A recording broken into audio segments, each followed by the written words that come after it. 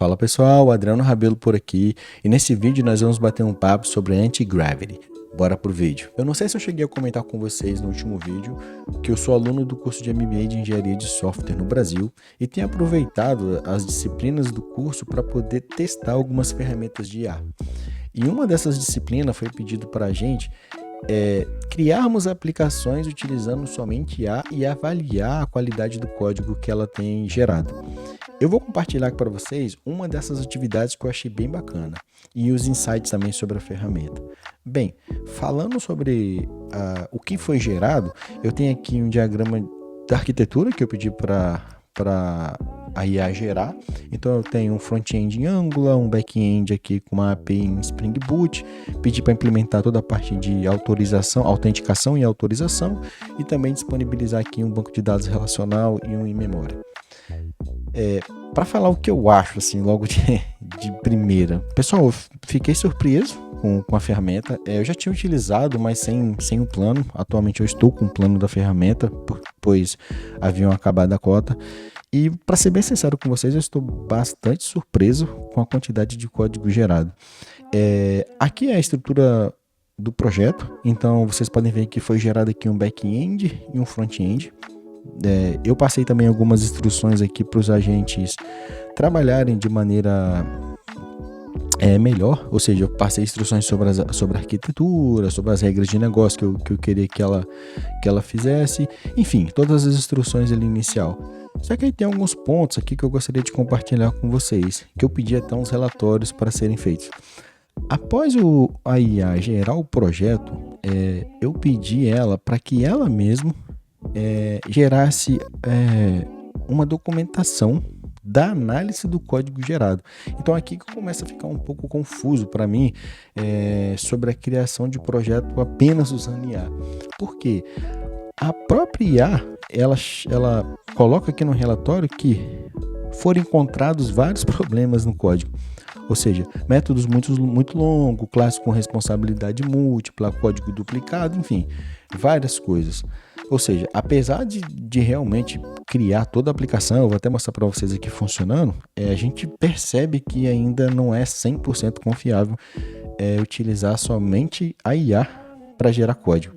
E aí, olha que bacana, um dos estágios que foi solicitado para nós fazermos no curso foi fazer essa análise, gerar a aplicação, fazer essa análise, fazer um plano de refatoração, ou seja, tá bom, entendi, sei qual é o problema e agora quero corrigir. Então eu pedi para a própria IA fazer uma correção do que ela achava necessário com base nas boas práticas. Então ela também gerou um relatório bem conciso, explicando o que precisava ser feito, tá vendo? Em termos de melhoria de código, métodos muito longos, tá vendo? Foi destacado aqui de novo. E também pedi um resultado final do que foi feito após fazer a refatoração. E de fato ela gerou aqui para mim um relatório, eu também conferi aqui na prática o que realmente foi feito. E pessoal, realmente assim, fiquei bastante surpresa com a capacidade de geração de código, né, dessa ferramenta.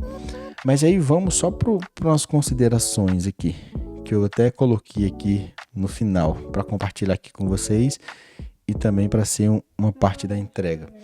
E a minha visão sobre essa ferramenta é a seguinte, eu acho que eu expresso isso muito bem aqui na primeira linha.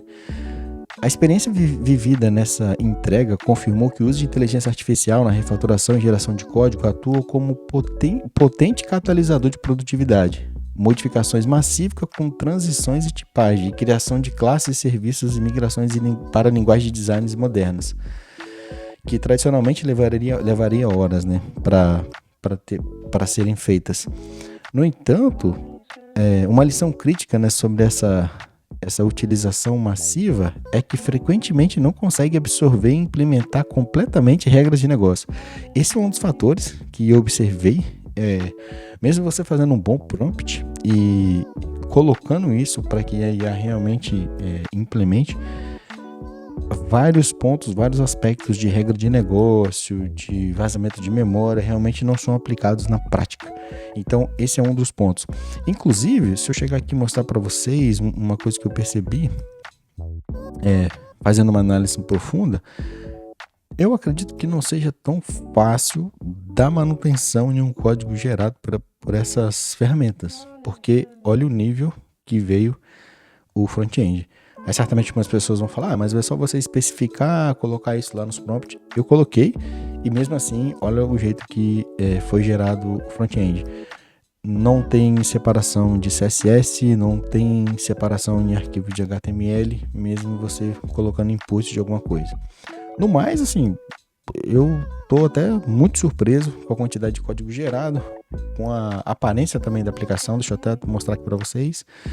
Essa é a aparência da aplicação. É um CRUD de um sistema de solicitação de pedido, tá vendo?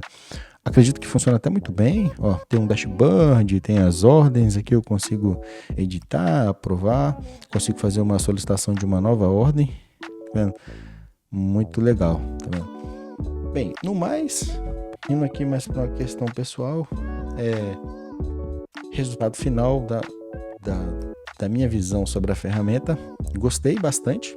A disciplina de engenharia de software e utilização de IA, para mim, é um quebra de paradigma, pois a gente vê várias perspectivas diferentes de construir uma aplicação utilizando IA, e também vemos o pós e contra de utilizar.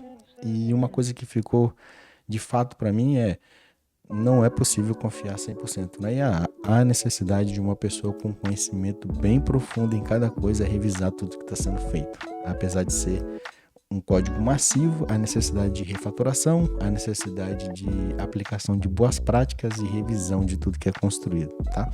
E aí o último ponto que eu queria mostrar para vocês também, antes de eu esquecer, eu também pedi para a IA gerar para mim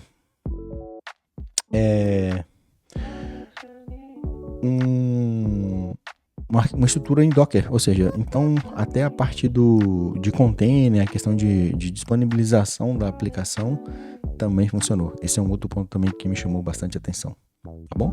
No mais é isso, ferramenta muito boa, me lembra muito o IntelliJ, a ferramenta é muito boa, me lembra muito o IntelliJ, e aqui mostrar para vocês aqui a parte do Docker Compose, tudo gerado pela própria ferramenta, achei bem bacana isso. E a própria ferramenta também me lembra muito o IntelliJ, não sei se vocês concordam comigo ou não, mas enfim, esse é o resultado. Beleza? Espero que vocês tenham gostado do vídeo e até o próximo vídeo. Até mais.